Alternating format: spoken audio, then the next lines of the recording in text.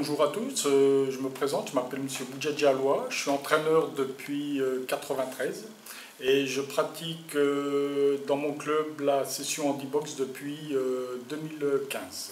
Club de quelle Club ville? Boxing Club de Pouillou en Saône-et-Loire, la Bourgogne. Donc, quelle est votre pratique de l'handibox et avec quel public?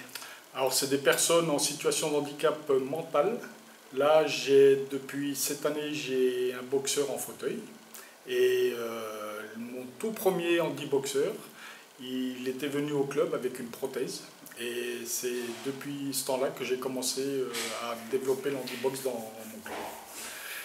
Donc voilà, c'est des personnes en situation, je vous dis, handicap mentaux.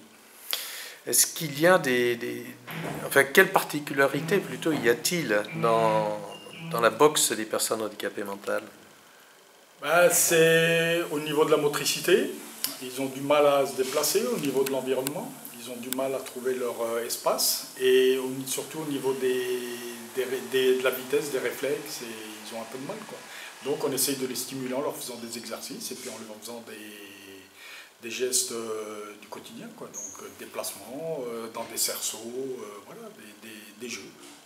Mais l'handibox consiste à marquer un coup, mais pas à cogner. Alors, le règlement de l'handibox, c'est le même que la boxe éducative assaut, donc c'est de la touche, c'est pas de la frappe. On touche son adversaire, on ne tape pas son adversaire, c'est de la touche. Et tout coup porté trop fort est sanctionné par l'arbitre qui est au milieu du ring. On touche quelle partie du corps? J'imagine que ça dépend selon que l'on boxe debout ou assis. Non, non, c'est les mêmes, c'est exactement assis ou debout. Si moi je suis assis, si je suis en fauteuil comme vous êtes là, la partie du corps que je dois toucher, elle est ici, voilà. Donc ça part de la tête, les épaules, jusqu'à la ceinture. J'ai pas le droit de taper derrière la tête, j'ai pas le droit de taper dans le dos. Et tous les coups qui seront portés dans cette zone-là marqueront un point. Et il faut qu'ils arrivent avec la partie de la main. Oui. Et après, on a des variantes avec certains boxeurs qui ont beaucoup de difficultés, par exemple, qui ont des mains, voilà, qui ont des problèmes de main ou des problèmes de... Mais on s'adapte.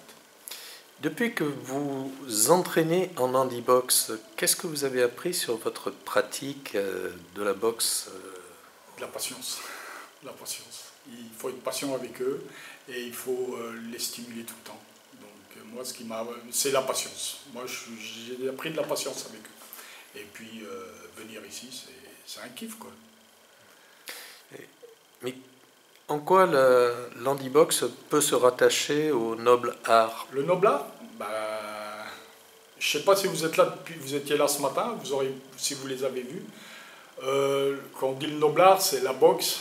Voilà, quand vous avez vu les grands champions, eux, c'est les champions à leur niveau. C'est eux et ils veulent essayer de progresser. Hier, quand on est arrivé, il y en a qui parlaient de championnat, de compétition.